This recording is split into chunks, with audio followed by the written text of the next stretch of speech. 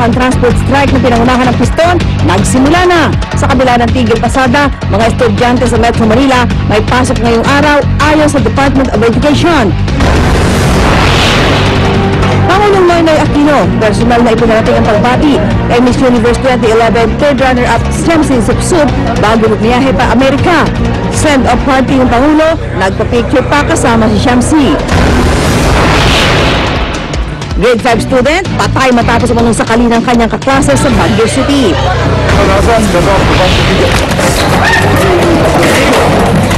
Isang business tycoon nanuntok ng isa pang negosyante sa taping ng isang talk show sa Russia. Candidate number 13, Gwendolyn Rowe. At sinalanin ang tinanghal ng Miss World Children's 2011. Huwag pahuli, tutok na sa unang balita. Magandang umaga, narito na mga unang balita.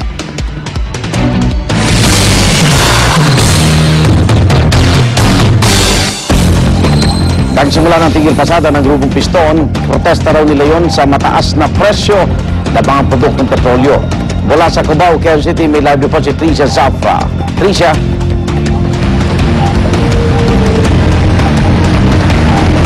Igan, hating gabi pa lang kanina, isa-isa nang bumarahe yung mga miyembro nitong grupong Piston bilang pakikisa nga nila doon sa kilos protesta o tigil pasada na kanilang isasagawa ngayong araw bilang protesta doon sa wala raw tigil na pagtaas ng presyo ng mga produktong petrolyo. Nagmistulang garahe ng mga jeep ang panulukang ito ng Lawan at Aurora Boulevard sa Cubao matapos gawing tagpuan ng mga tsuper na sasama sa tigil pasada. Isa si James Tuba sa 300,000 mga tsuper ng grupong Piston ang preno din muna ngayong araw sa pagpasada bilang protesta sa humaharurot daw na presyo ng mga produktong petrolyo. Ito ay sa kabila ng ilang daang piso na mawawalang kita. Sasali po para po may baba po yung yung presyo ng krudo. Kasi wala na po kami pang mahina po yung namin. Yung pagpasada namin, nakita. Wala na po, hindi na po kami makapapadala sa sa pamilya namin. Ang mga manghihinayang sa kikitain at magdedesisyong bumiyahe, wala rin naman daw magagawa, gaya ni Mang Cristo.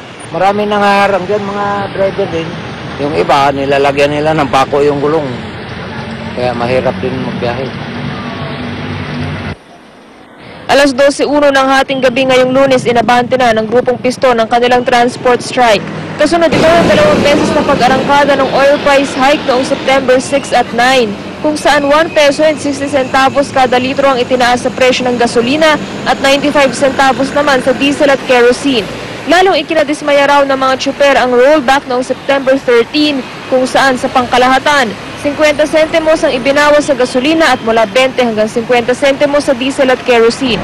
Hindi rin natinag ang grupo sa pakikipagdialogo sa kanila ng Pangulong Aquino nito lang nakaraang linggo.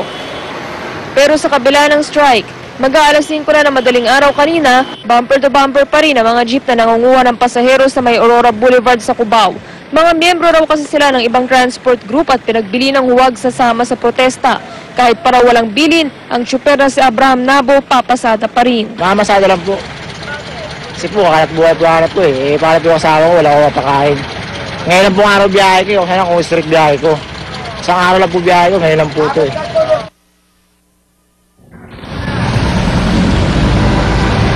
Igan, sa mga oras na ito, marami-rami pa naman tayong nakikita mga bumibiyahing pampasaherong jeep dito sa Aurora Boulevard sa Cubao, Quezon City. At karamihan sa mga jeep na yan, wala pang gaanong mga lamang pasahero. Kaya Igan, kung ating iisipin o tutuusin, kung meron mang nagpahirap sa mga commuter natin ngayong madaling araw, hindi muna itong tigil pasada kundi yung pagbuhos ng malakas na ulan kanina. Pero masyado pang maaga Igan para matansya nga natin kung ano magiging epekto nitong tigil pasada. Pero sa kabila niyan, nauna naman ang nagpahayag ng kahandaan yung DOTC, MMDA, PNP at AFP. At may mga libreng sakay nga raw na inihanda ang MMD at AFP kaugnay nitong tigil pasada at handa rin naman daw sa seguridad itong PNP. At nagbabala rin ang LTFRB laban doon sa mga tsuper na manghaharang ng kanilang mga kapwa driver para sumama rito sa tigil pasada. At kaugnay nga rin itong transport strike ay suspendido ang number coding. At yan muna ang latest mula rito sa Cubao, Quezon City. Balik sa iyo, Igan. Maraming salamat, Tricia Zafra. Nagulat po live mula sa Cubao,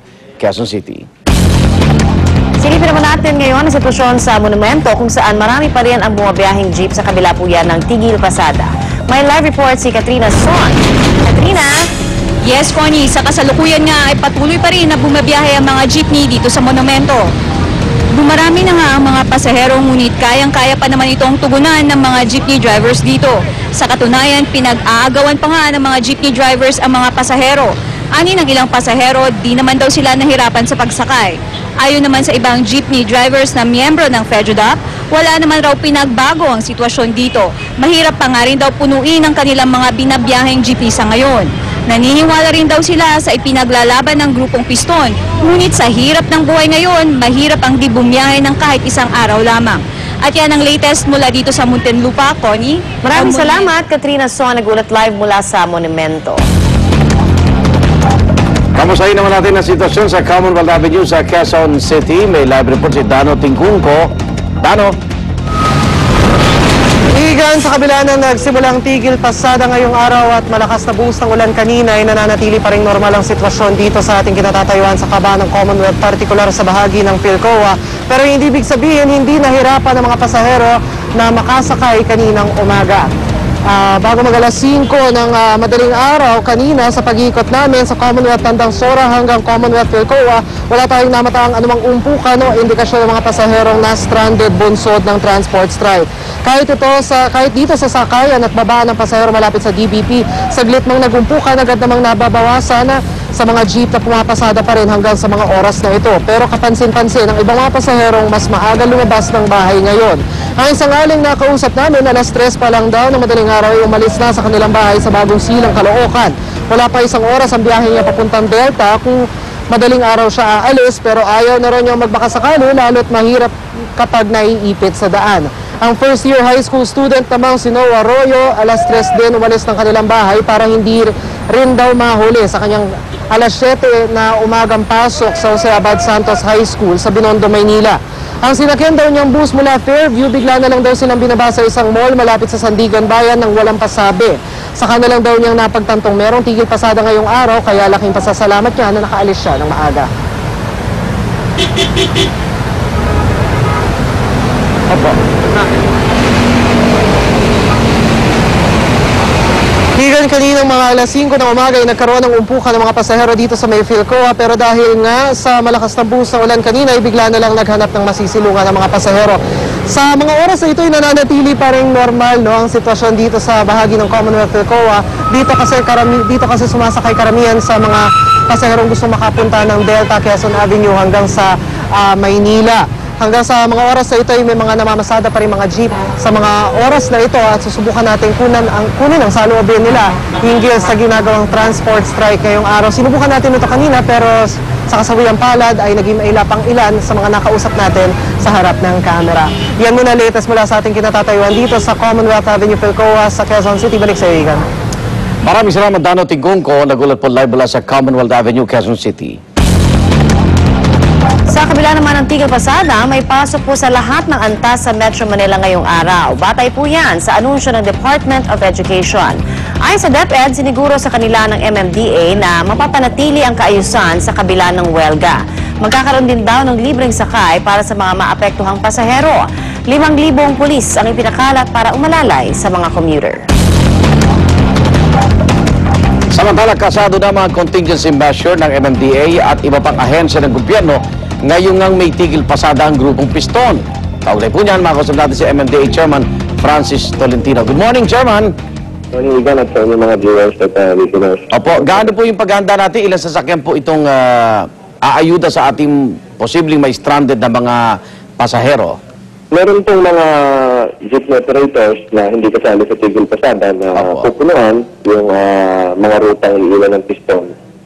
Gusto lang po nilang makasiguraduhan na hindi po magiging magulo yung kanilang dadaanan. So, yun po ang magiging layunin ngayon ng NCRPO. At alam ko po, sisecure nila yung mga areang tinaguriang strike zones ng Piston. Meron din pong listahan kami na 220 vehicles na i-deploy sa iba't ibang